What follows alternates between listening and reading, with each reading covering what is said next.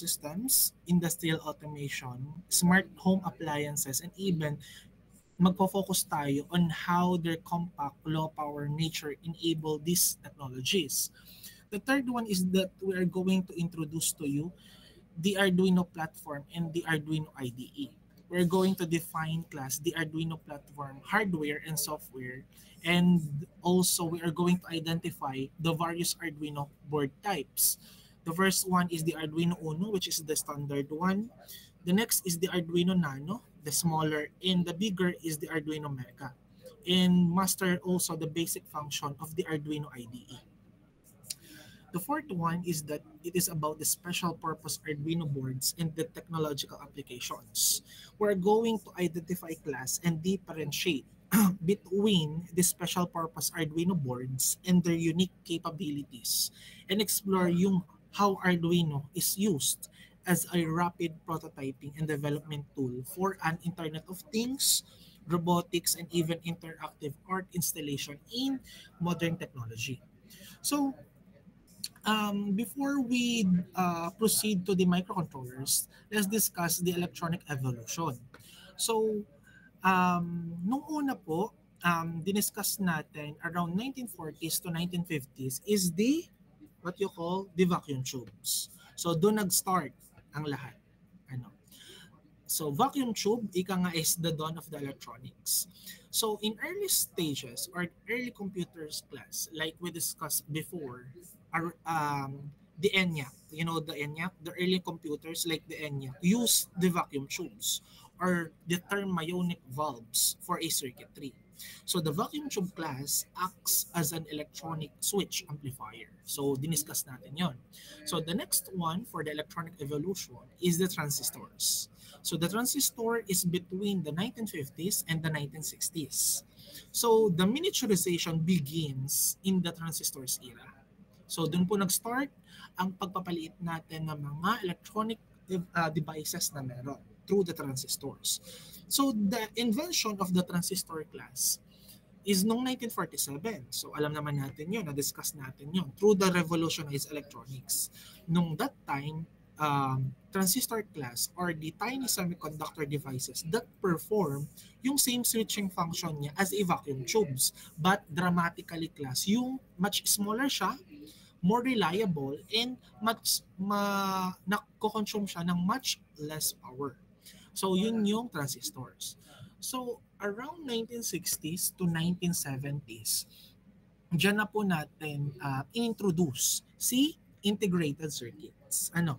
So the integrated circuit class or a microchip was developed by putting multiple transistor and other components. Ano po yung other components nga? Which is the resistors and the capacitors onto a single small piece ng isang silicon. So yun si IC.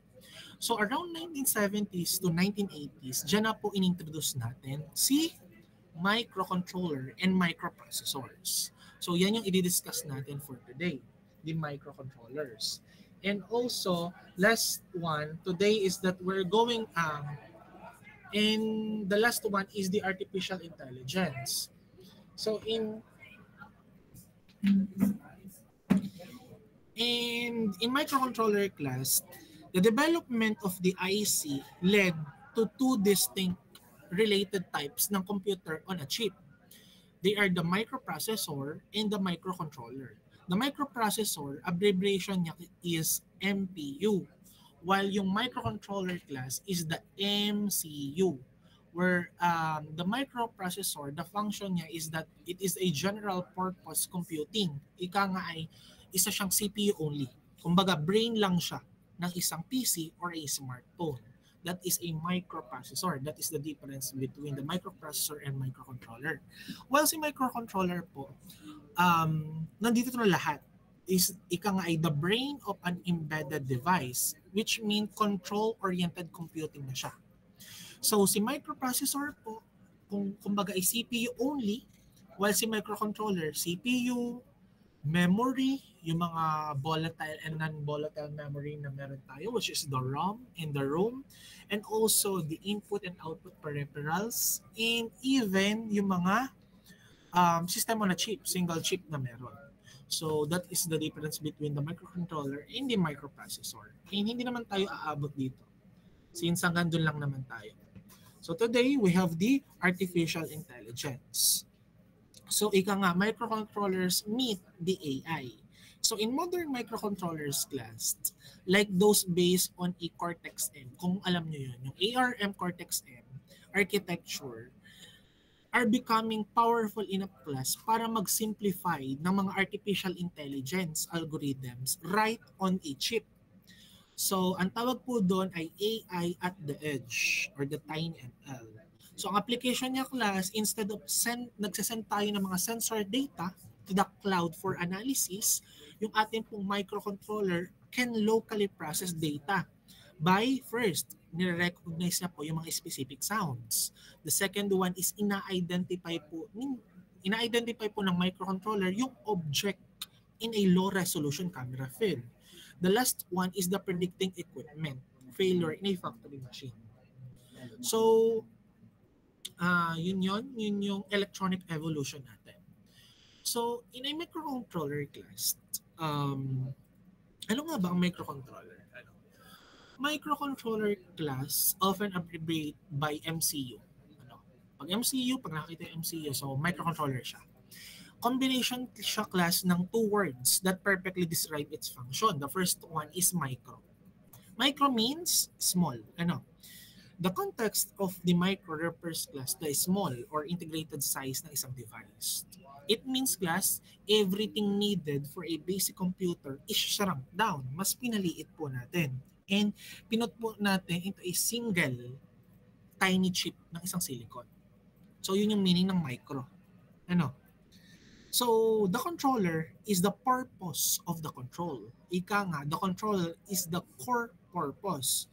So a controller class is a component designed para mag-read ng information from the environment, which is yung input niya. And also mag-take ng action, which is yung output niya, para mag-manage, mag-regulate, and also mag-control ng specific function. That is the microcontroller all about. Micro and controller. So it is a small size with a purpose of control. So in terms of the controller word class, meron siyang controller's job. Ano yon? Tatlo po siya. The first one is the sense. Si sense po, yun yung input niya.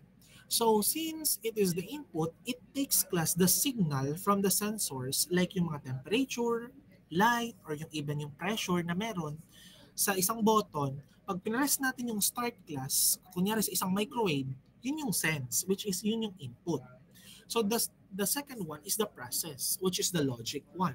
It runs class the pre-programmed instruction, which is yung code na meron na ginawa natin para mag-decide what to do next. That is the process, which is the logic. And the last one is the act or the action, which is yung output na. Kunwari, nag-send tayo ng signal sa isang actuators or even sa isang component. Like yung when we are turning on an LED or even yung pag-open natin ng isang valve or pag-display natin ng text, yun yung isang output, or yung action. So, ang microcontroller is a tiny single-chip computer designed to read, to decide, and even to actuate a specific task in an embedded system. So, that is a microcontroller all about. So, in microcontroller class, meron siyang essential components of a microcontroller. So, meron siyang 4 major essential components ng isang microcontroller. The first one that you can see on our screen is that it is the CPU, which is the central processing unit. So class, the modern microcontrollers class typically used RISC. Ano po yung RISC? It is Reduced Instruction Set Computer. So yung mga modern na mga microcontroller ginagamitan po ng RISC. So, like yung diniscuss natin, yung mga AVR, yan, para mas specific tayo. So, yung mga AVR, yan, ginagamitan ng mga modern microcontrollers. So, yung CPU's execution cycle niya involves class, 3. The first one is the fetch. So you can see on our screen, ano yung fetch? The fetch is getting the instruction from the memory. So the next one is decode.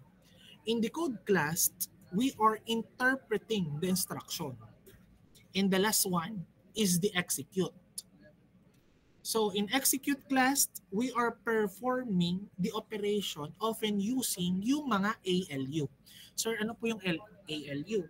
ALU is the arithmetic logic unit.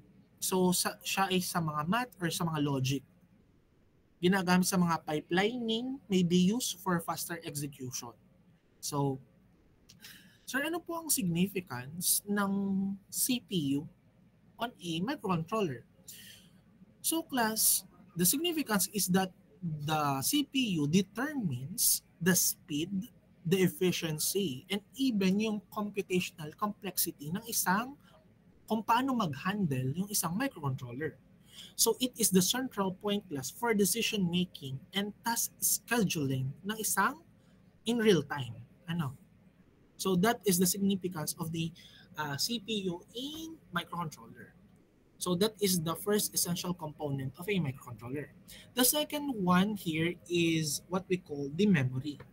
So memory have two types, the volatile memory and the non-volatile memory. Si non-volatile memory, siya po yung ROM na tinatawag natin. Ano? The read-only memory. Siya po yung ROM. So yung program memory natin na non-volatile, distinguish siya in two. We have the flash and the EEPROM. Si flash po class is a primary storage for the users to compile the firmware. So ito yung mga program code na meron tayo. It is a non-volatile. So the data class persists without power. Ano? So yun yung non-volatile in terms of the flash. Ano? So the next one class is the EEPROM. So sa EEPROM class, non-volatile din siya. Ano po ang meaning ng EEPROM? It is electrically erasable, programmable, read-only memory. Ano? Meaning, inaalaw niya class yung byte level para mag-write or mag-erase nito. Ano? Yes, slower siya compared sa flash, pero ang kagalingan niya class is higher yung endurance niya. Meaning, marami yung cycles niya sa pag-write ng codes. No? So, ano po yung significance nito? Ginagamit natin yung EEPROM class for storing the persistent configuration data.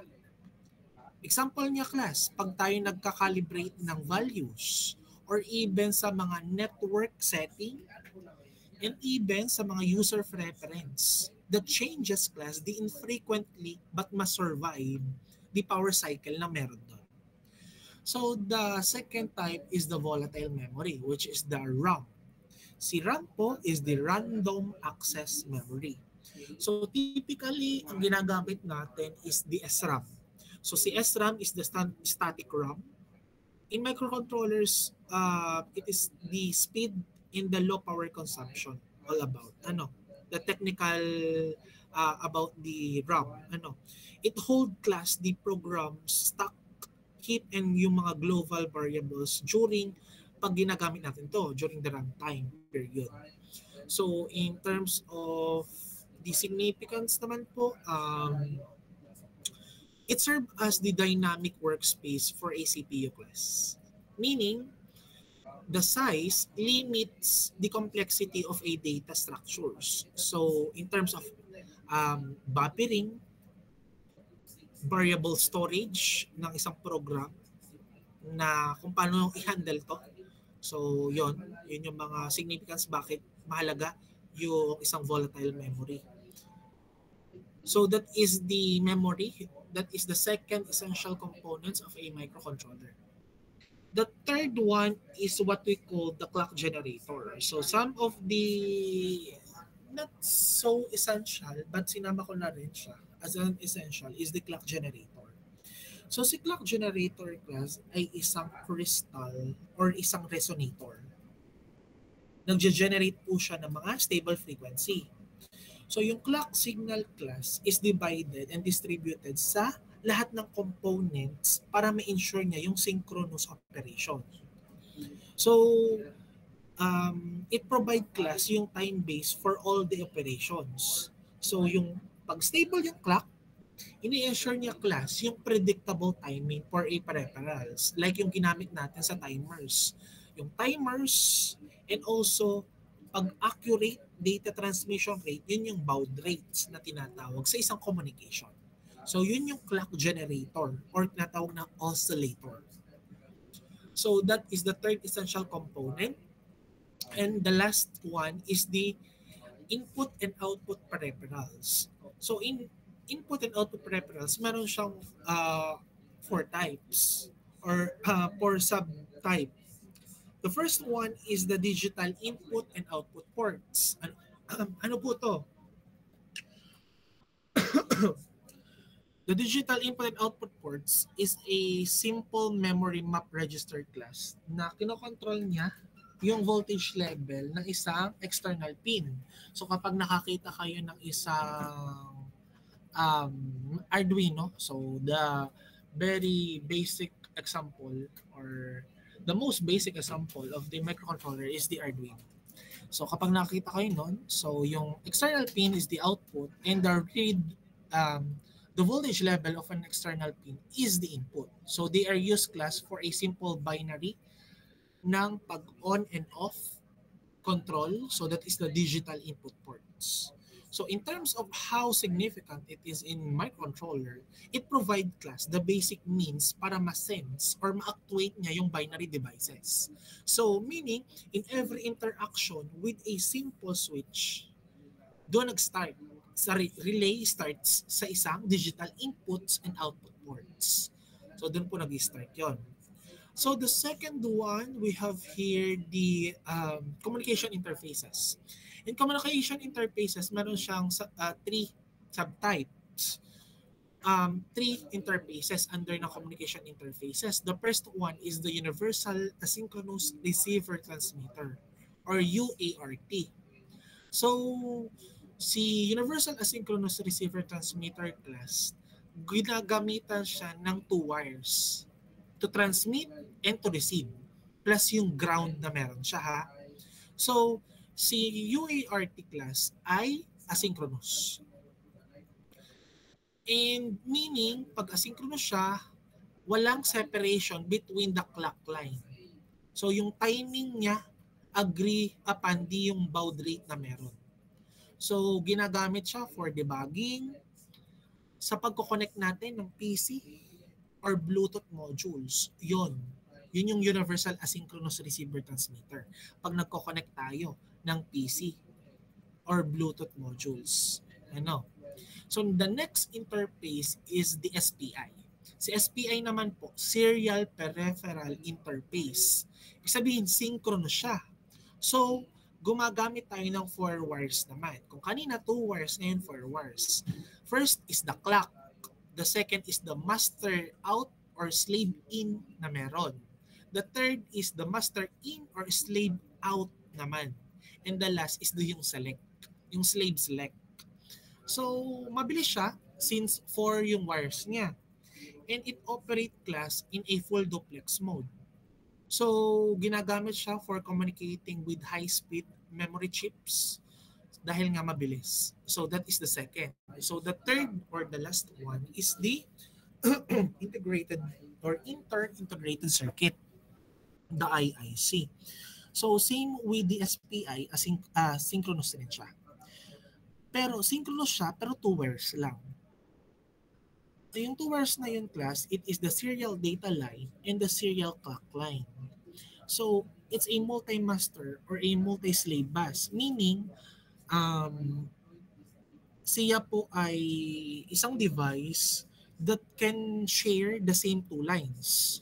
So, the ideal for connecting slower sensor, yun yung isang example niya. Like yung temperature, yung pressure, at saka yung mga small memory, like yung EEPROMs na meron. So, yun yung inter-integrated circuit. So, next, Next, for the communication interfaces is the timers and counters. In timers and counter class, it is a hardware registers that increment or decrement ng isang na naka-base sa isang clock signal. In terms of naka-base siya sa clock signal, ito yung timer mode. Pero kapag external pin transition na siya ay counter mode na. So, they can be configured class para mag-generate ng interrupts or mag-measure class ng pulse width or yung pag-generate niya ng pulse width modulation signals. So what is the significance, sir? The significance is that it is crucial para sa mga real-time control. Yung timers and counters para sa real-time control siya. So sa PWM or the pulse width modulation class, essential siya para mag-control ng mga motor speed, yung pag-control natin ng brightness ng LED, yeah, and also yung power supply na meron. And also class, they allow precise time-based operation without yung constant CPU monitoring. So that is the timers and counters. And also in the analog conversions, we have two analog conversion. The first one is the ADC, the analog to digital converter, and the second one is the digital to analog converter. So the ADC class or the analog digital converter takes the analog voltage within a specified range. Yung range niya class is around 0 volts to 3.3 volts. Yun, mga ganon. And it quantizes class into a digital number. So, yung resolution niya, mga 10-bit to 12-bit, ganon. Dinedetermine niya class yung number ng discrete steps at yung speed. Kung sample per second, yun, critical siya sa pagka-capture ng mga fast signals. So, ang significance niya class, ina-allow niya yung microcontroller para mag-read ng mga natural phenomena na meron. Necessary siya class sa mga sensors like yung temperature, light, yung sound, yung pressure, which generate class yung continuous voltage signals na meron. So in terms ng digital to analog converter class, it takes the digital number class from the CPU and it converts it to the corresponding output voltage level. Ginagamit siya class para mag-generate ng complex analog waveform or nagsaset siya ng mga precise control voltages. So, it allows class yung kung kanina, si ADC, ina-allow niya yung MCU para mag-read ng mga natural phenomena. Si DAC naman, ina-allow niya yung MCU para mag-generate naman ng mga analog outputs. Essential siya class because essential siya sa mga audio synthesis, mga ganon, sa mga precise motor control, at sa pag-generate natin ng mga reference voltages for external circuitry. So, yun yung significance niya in terms of microcontroller. So, that is the last types ng isang I/O input and output peripherals. So, let's discuss what is the difference before we discuss the application of the microcontroller. Let's discuss what is the difference of a microcontroller and a microprocessor. So, to introduce the microprocessor class, yung kung nakakita kayo sa mga laptops nyo, yung mga Intel Core i9, mga AMD Ryzen, sa mga Apple, kunya M1, M2 chip, M3, microprocessor po iyon. Hindi siya microcontroller. Microprocessor class is a CPU only or a brain only. While is microprocessor, complete na po siya. Nandoon na po lahat. So, I asked the AI, is microprocessor embedded in a microcontroller? So, exactly yes. So, kung bibigyan natin siya ng analogy class, a microcontroller has a microprocessor inside it. But the key distinction class is that the microcontroller is much more than just a microprocessor. Kung in analogy, microprocessor, this is a high capable engine of a car. Ibig sabihin, engine lang siya. Si microprocessor, engine lang po siya ng isang sasakyan. Sa isang analogy yun, class, ha? It's built for a raw power, speed, and complex calculation. Ibig sabihin, useless on its own. Why? Because it needs external parts like wheels, kung sa sasakyan, like gearbox, or yung mga fuel tank. Yung analogy, kapag sasakyan, yung pinag-usapan natin, kunyari yun yung microprocessor. So, ibig sabihin, engine lang yung microprocessor. Pero si microcontroller class, it is a complete package. Why? It is a complete, tiny, or self-contained scooter. Kunyari sa isang motor. Or sa isang motor.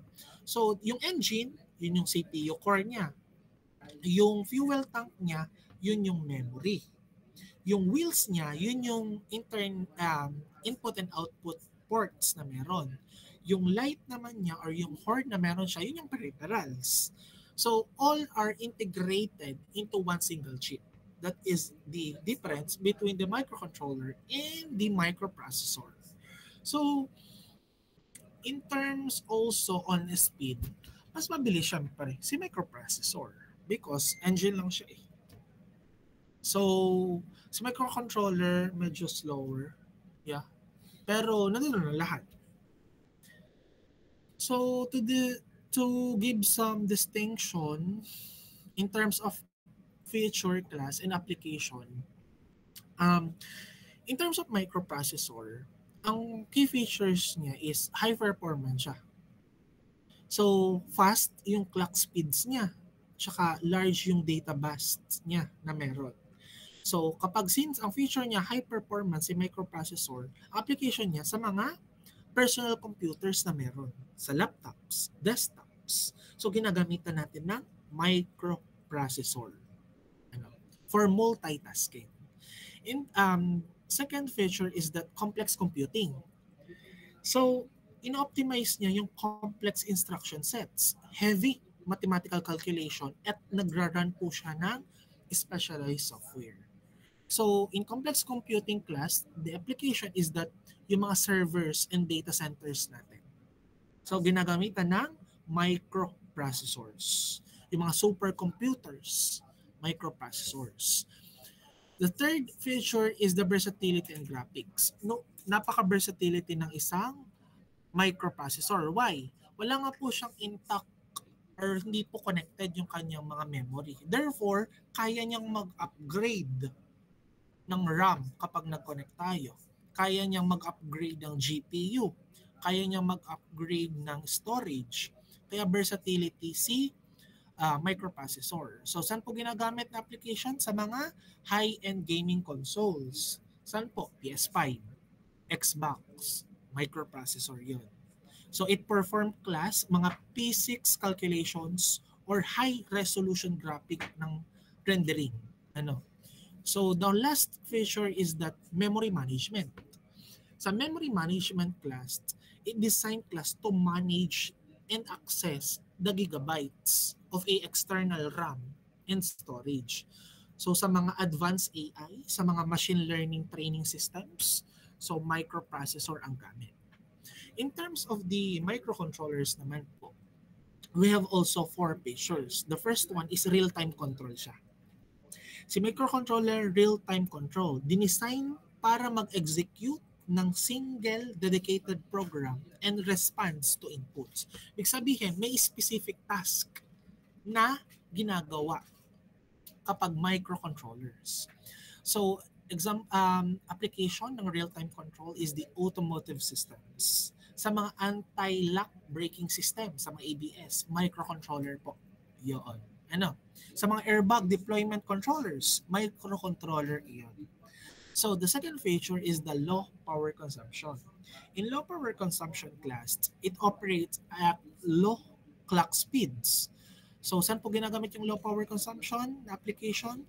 Internet of Things devices, sa mga IoT devices, wireless sensors, smart meters, or yung mga smart locks na meron. Microcontroller po yun. So the third one is the cost and size efficiency. Since naka-embedded na lahat on a single chip, on a single board, si microcontroller, So, mas cheaper siya. So, hindi mo na kailangang bago-baguhin ang mga peripherals na embedded to it. So, all components class are integrated, make the device inexpensive. Therefore, so siya ginagamit in terms of cost and size efficiency. Home appliances natin po sa bahay, microcontroller. So, mga microwave ovens, washing machine, TV remotes, keyboards, yan, simple digital cameras. So, may specific function siya. That's why microcontroller po siya. The last feature is the direct hardware interface. In terms of the direct hardware interface, it is built in input and output peripherals like yung analog to digital converters natin, yung ADC, at yung mga timer that connect directly class sa mga sensors at actuators na meron.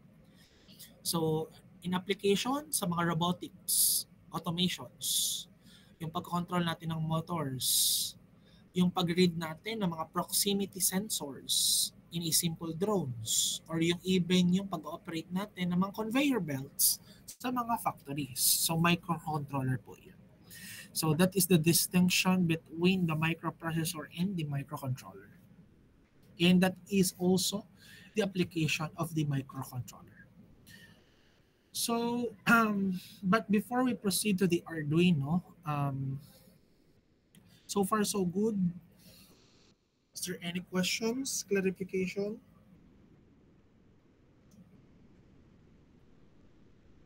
Hello?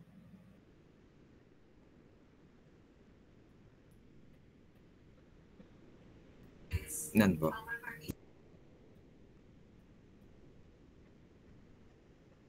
Wala pa naman. None so far? None so far? I need your oral response. None po. None so None. far. Po, sir. Since none so far, ako ang may tanong. Wala kayong tanong, ako magtatanong. Hindi pala tanong. Can you summarize the part of the microcontrollers, the introduction of the microcontrollers? Let's ask somebody here.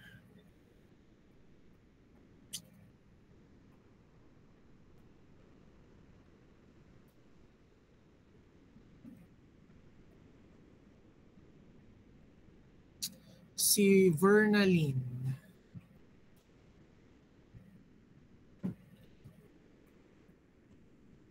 Sir, yung parts po. What did you learn sa discussion natin? Ano po, sir?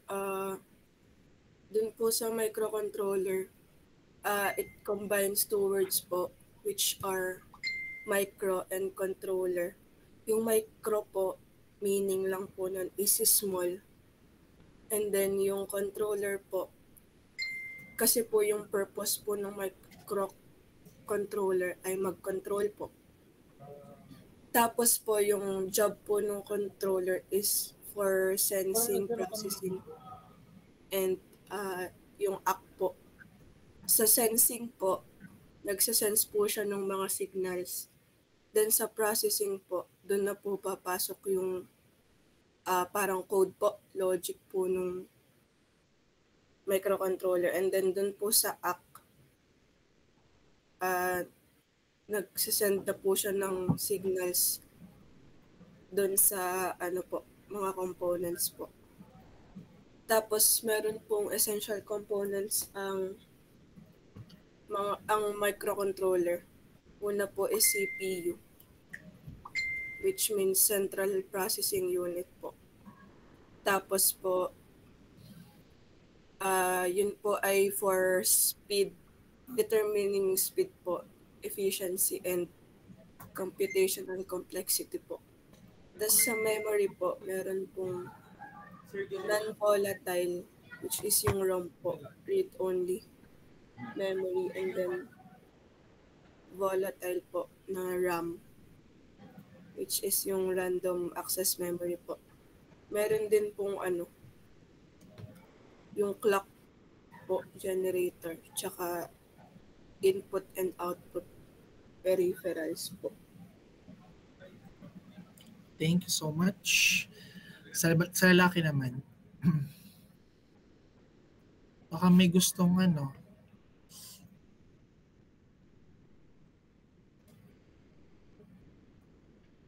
baka may gustong magsalita.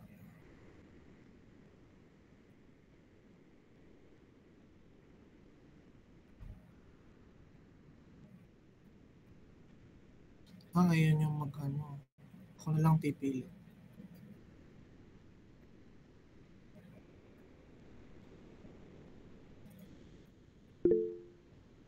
Sino yung nag-chat?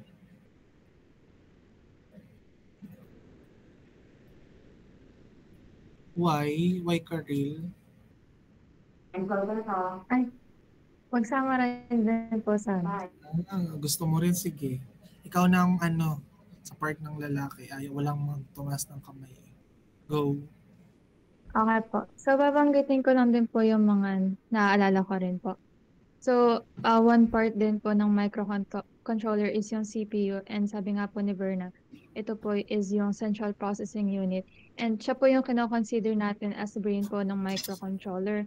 And nakapaloob nga rin po dito yung ALU and yung CU po, which are the Arithmetic Logic Unit at saka po yung Control Unit. So, meron din pong memory. Pwede po siyang non-volatile and pwede rin pong volatile. Kapag po non-volatile, simple po, yun po yung nag-i-store pa rin po siya ng data kahit po wala ng power. So, ang volatile naman po is temporary lang po siya. Kapag po hindi po siya naka-on or pag wala pong power is hindi po nag-store yung data. So, para pong hindi po siya naka-stock doon.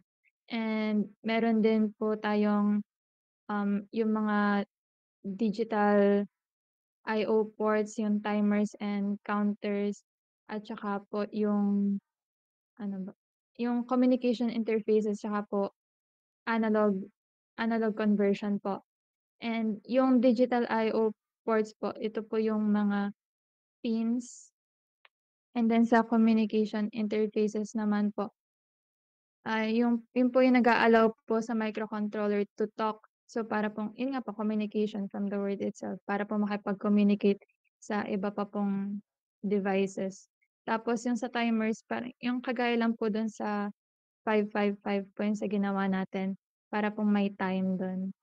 Tas sa analog conversion po, yung analog to digital, tsaka po digital to analog. Yun lang po.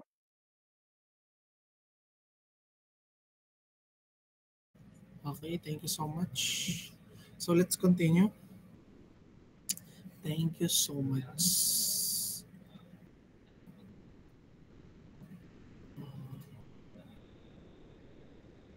So now we're going to discuss the Arduino. What is Arduino? So Arduino class is not a jingle tuloy. It's not a single circuit board class. It is an open source electronic platform that consists of two main parts. The first one is the hardware. So the hardware is the board. So inexpensive, yeah. Easy to use microcontroller board like yung mga iconic Arduino Uno natin, which is the standard Arduino Uno.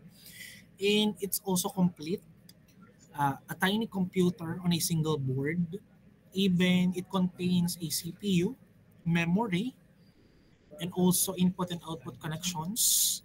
It is designed to be easily connectable to external components like yung mga LEDs, yung mga buttons, sensors, and motors. So that is the first part of the Arduino. The second one is the software. Ano po yung software? This is the Arduino IDE. So the Arduino IDE is the integrated development environment. It simplifies class decoding process. So it uses class yung mga simplified version ng mga C++. So kapag po kayo ay nagko-code sa isang Arduino IDE, para rin po kayo nagko-code ng C++ na language. It make it much easier class for students like you or engineers like us without an extensive background in electronics, sa mga inyo, mostly, sa students, or low-level programming to get started in terms kung paano natin malaman ang isang Arduino IDE. So the core concept is that the Arduino class simplified, or the Arduino is simply allow class to write a simple code. Ano po ang tawag dun sa simple code na yun, or yung sa code na ginagawa natin? That is called the sketch. That is the sketch. It reads an input, which is yung light sensor, at tinatranslate niya ito sa mga physical output, which is, kunyari, example, na input niya is light sensor. So, ang output niya, nagta-turn on siya ng isang LED or nagpapaikot siya ng isang motor in real time.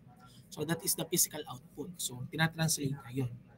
Yun yung, yung code, the sketch. So, but before we dive sa mismong Arduino, is that let's discuss the history behind this Arduino. So, the Arduino class, the journey begins class nung ako'y bumisita sa Italy. So, the journey of an Arduino is nung bumisita ako sa Italy. Specifically sa Ivrea, Italy. Noon sa Interaction Design Institute Ivrea, or IDII, students were using expensive or proprietary microcontrollers like $50 na basic stamp. So, for their interactive art. So, parang yung start ng Arduino, parang start-up, parang mga ganong style. Or thesis project na ginagawa, parang ganon. So, doon nag-start yun. Is that, kung kilala nyo si Hernando Barragan is a Colombian graduate student. So, dinevelop niya yung wiring platform for his master's thesis. So, yung wiring class, ito yung pinaka-first step kaya na-introduce or kaya nagkaroon ng birth of an Arduino. So, wiring was the first step. It used a simple language based on the graphic coding environment processing. So, cheaper microcontroller. Siya is Atmega 128. Kung alam niyo yung Atmega 128, yun na. Cheaper microcontroller siya, making it easier class to design for designer and for artist or engineer to create digital projects. So, pero ang pinaka-birth or pinagmulan talaga ng Arduino is nung 2005. 2 years later after yung ng wiring. Driven class by the need for an even cheaper or even simpler tool, especially as IDII, which is the Interaction Design Institute of Ivrea, face financial difficulties. At that time, class, nung nagkaaral ako doon sa Italy, hindi kami ganun kayaman pa. No, we face financial difficulties at that time. So, a new project was forked from the wiring concept. The goal class at that time is to make the hardware even more affordable, and tinatarget po yung price point of around at that time 30 euros to 100 euros for wiring hardware pa. So, yung team namin class at that time, kasama ako sa team nun, adapted yung wiring software para mag-run na much cheaper na Atmega 8 microcontroller. So, hindi lang po pinangalanan na Arduino yon basta. Saan po nagmula yon? The name Arduino or the project Arduino name sa common meeting spot at that time. The Bar de Re Arduino, which is the King Arduino's bar in Ivrea. So, hindi lang basta siya Arduino na microcontroller. No. Because pinangalan siya sa common meeting spot at that time. The Bar de Re Arduino or the King Arduino's bar. So kaya meron siyang, kaya ngayon Arduino siya. Arduino is an Italian open source hardware and software company owned by Qualcomm. So that is the birth of the Arduino. Pero merong people involved or the core team involved doon. Anim yon. Anim sila. The first one, si Massimo Vanzi. Si Massimo Vanzi po ay isang associate professor sa IDII. Next one, we have David Quarteles. Si David Quarteles class is nag-work siya on the architecture and documentation side. David helping make the system robust and understandable. So yung mismong design, si David. The third one is si Tom Igwe. Si Tom class is the instrumental in establishing class yung platforms community and yung educational resources. So often wiring tutorials and example. So dun si Tom. The fourth one class, si Gianluca Martino. Si Gianluca Martino class is the initial hardware production lead. Siya yung nagli-lead at that time sa hardware nitong mismong Arduino. The fifth one, si David Mellis. Sikat si David Mellis because siya po ang nag-introduce ng Arduino programming language which is the Arduino IDE. Si David Mellis. Hulaan yung class. Sino yung pang-anim na team? Sino kaya pang-anim na team? Anim kasi sila eh. Can you guess? Who is the lucky one?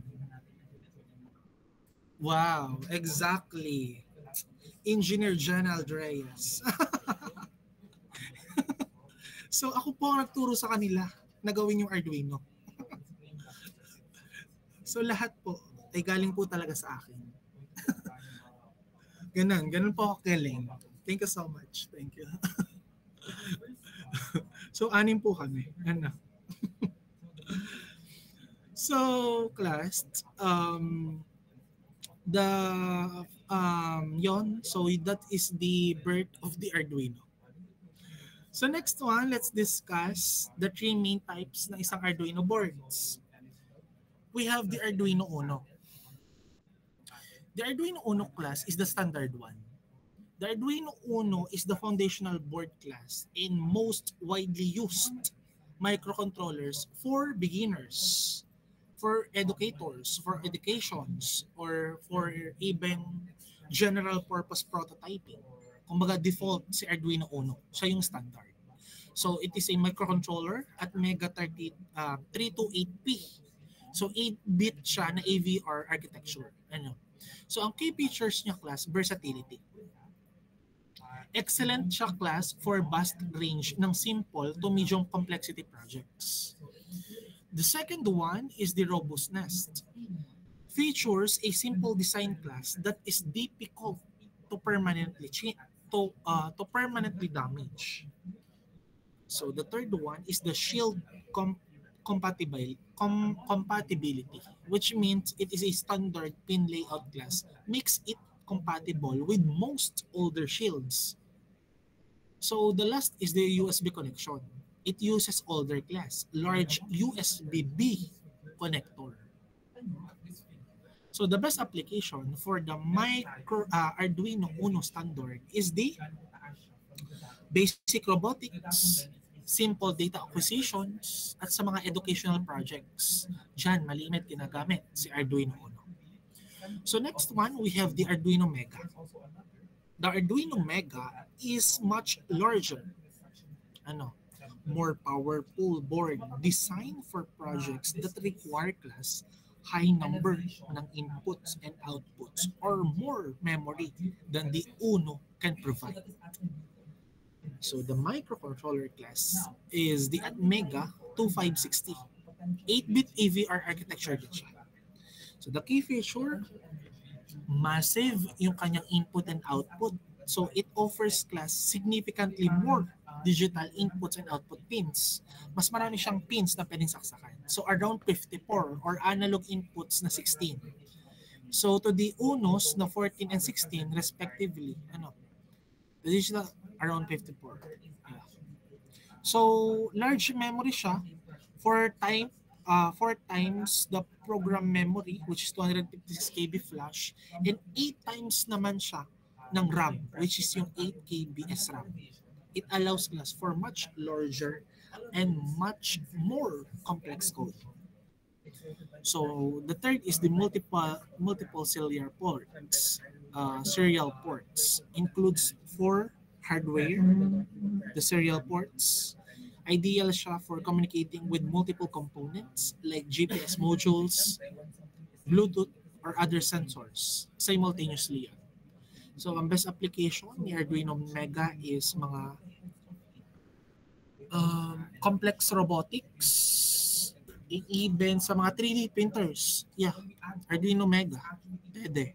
3D printers, advanced automations, at sa mga project na nagre-require ng many sensors and actuators, Arduino Mega.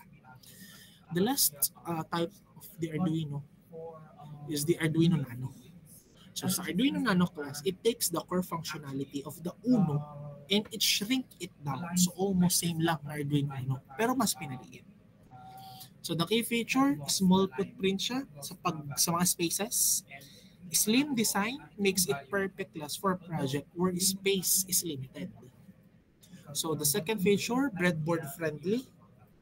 So dinesign siya with pins class that can be plugged directly sa mga breadboard natin for easy prototyping, unlike the larger Uno.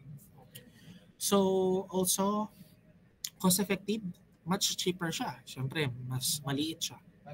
And also modern connectivity. So newer Nano versions, yung mga Nano 33 IoT, ang mga Arduino Nano class ay may built-in Bluetooth and Wi-Fi na. Sa mga modern or newer version ng Nano, may Wi-Fi Bluetooth na. Kasamahan niya ng ESP32.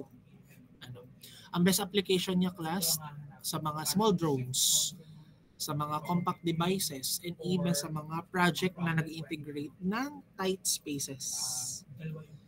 So next, let's discuss what is the Arduino IDE, the programming language. So it is the platform wherein the Arduino IDE is integrated development environment.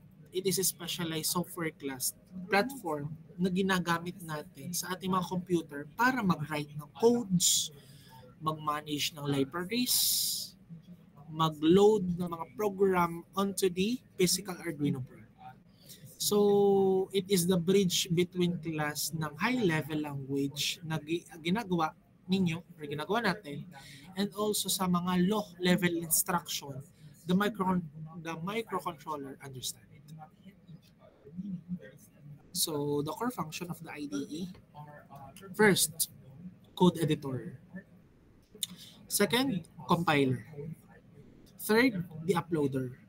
And the fourth one is the serial monitor. So code editor, this is the primary window class where you write the program.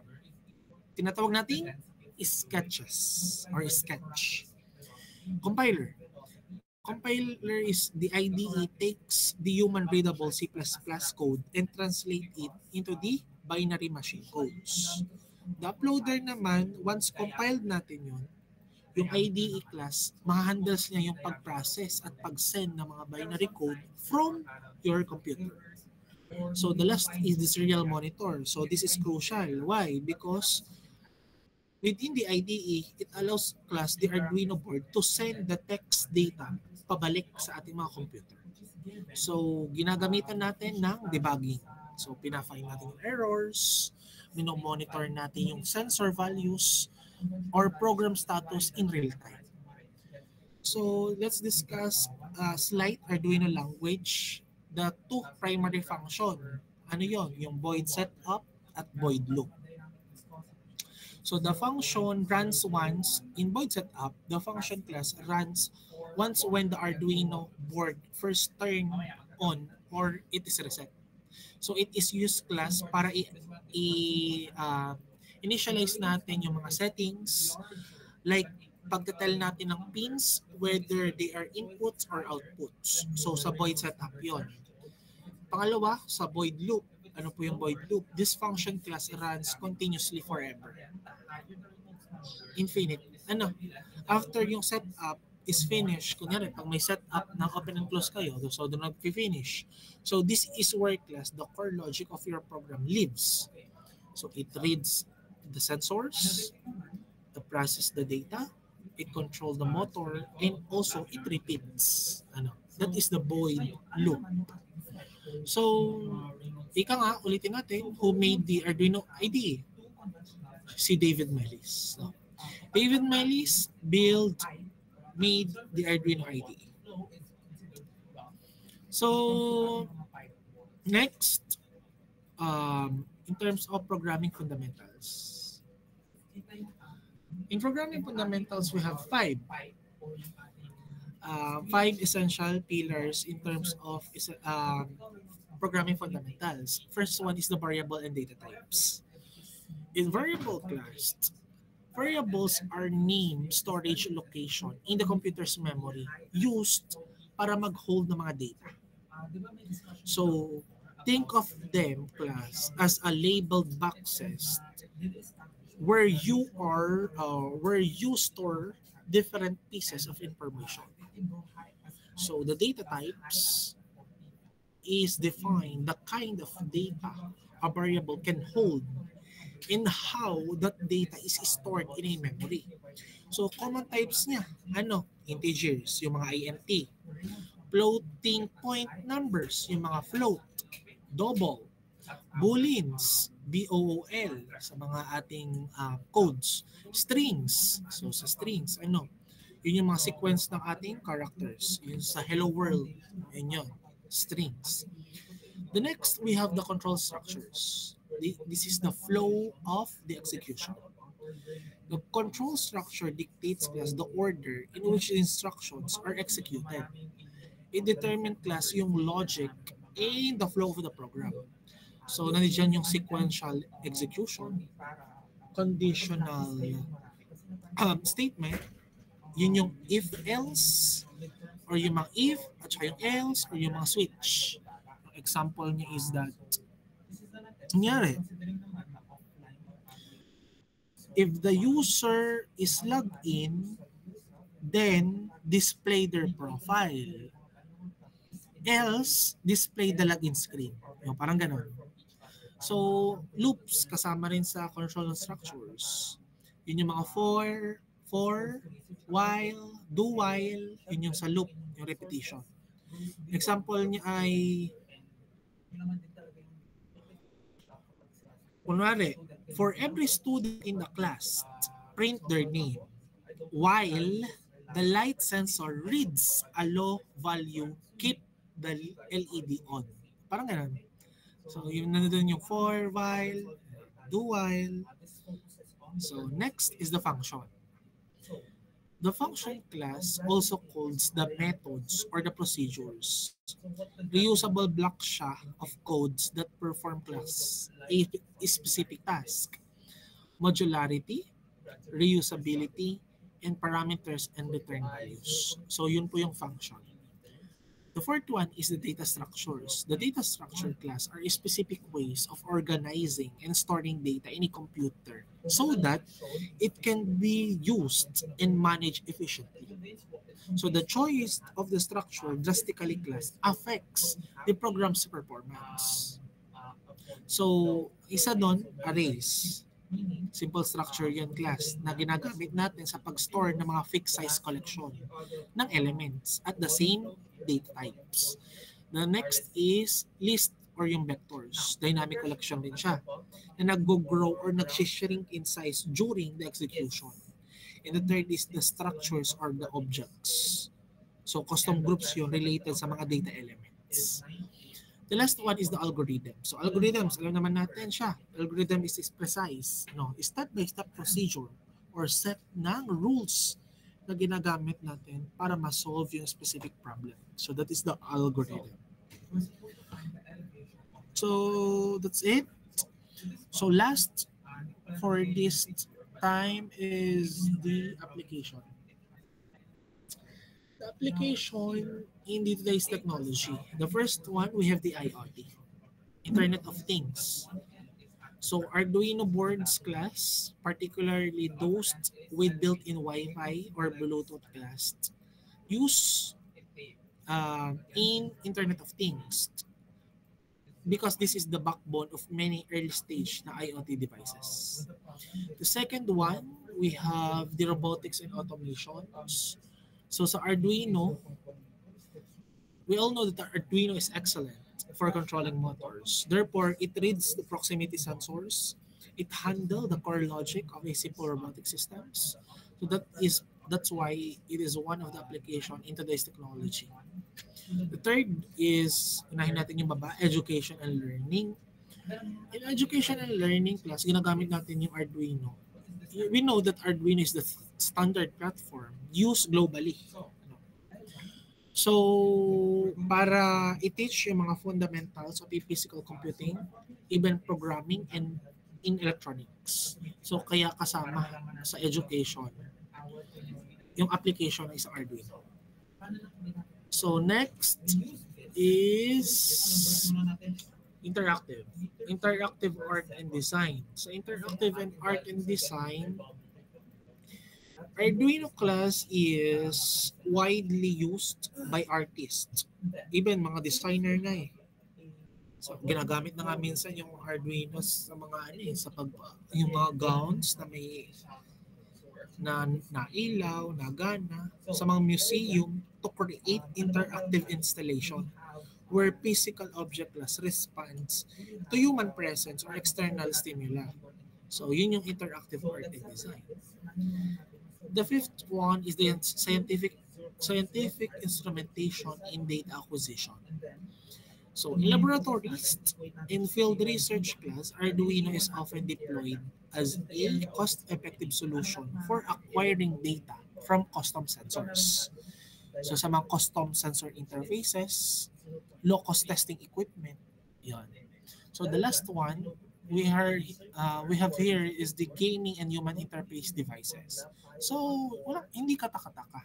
Sadyang also included sa mga gaming. Arduino is often used class to build the custom input devices that extend class beyond the standard keyboards and device. Arcade cabinets, so yung wiring custom joysticks natin. Stimulators, building realistic control panels. Yung flight simulator cockpits, physical switches, and yung pag-dials natin ng map to software actions. So, I think that is the end of our, that is the end of our last topic for this sem. Ang galing, nakatapos tayo. No more, no less. We are done.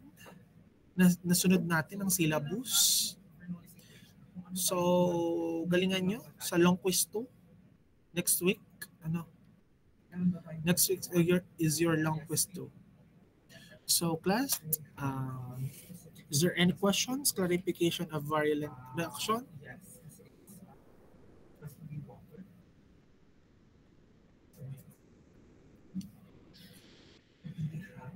Class, ikaw po. Ano? May question ba? Yes, Franco? Sir, tama nga po na bukas po is tig 1.5 po dun sa sa lab 4 at lab 5. Yeah. Laboratory 4 and laboratory 5. Okay po. Thank you po. Exactly, wait lang, 7 to 8, 8 to 9, 9 to 10. So 10, exactly 10, dapat nandito na kayo, or before 10. 10 to 11, 11 to 12, hanggang 1 tayo. Ano? 10 to 1. Yes, Emilio? Yung sa Lab 5 po ba Arduino is i-code na po namin din sa Arduino? Pwede. You can do so. Para pagdating nyo dito, mas madali. Mas madali. Kung kaya nyong i-code na, kung meron kayong sariling code, goods lang, pwede rin kayong gumawa dun sa binigay ko sa internet, sa YouTube. So, goods lang din. Para mas madali, for compilation na lang, ganun. Since 2 ang ating gagawing laboratory. Very, very nice. Very good. So, another questions?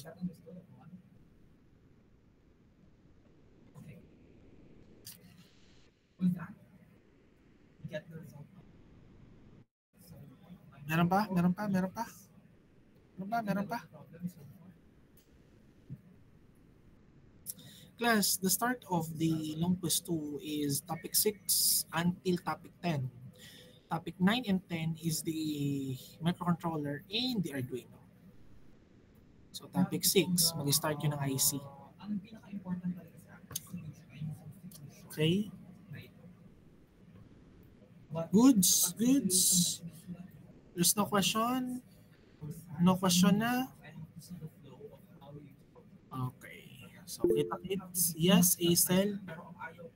Sir, yung pinaka-final paper po ng Lab 4 and 5 po, sa next Saturday na po. I mean, sa quiz na din po siya. Yes. Thank you so much for the reminder. Yes, yes, yes.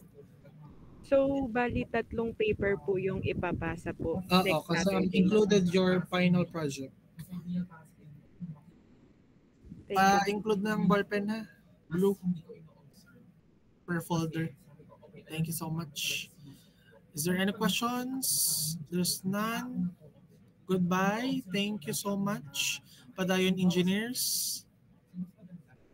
Padayon po. Padayon Engineers.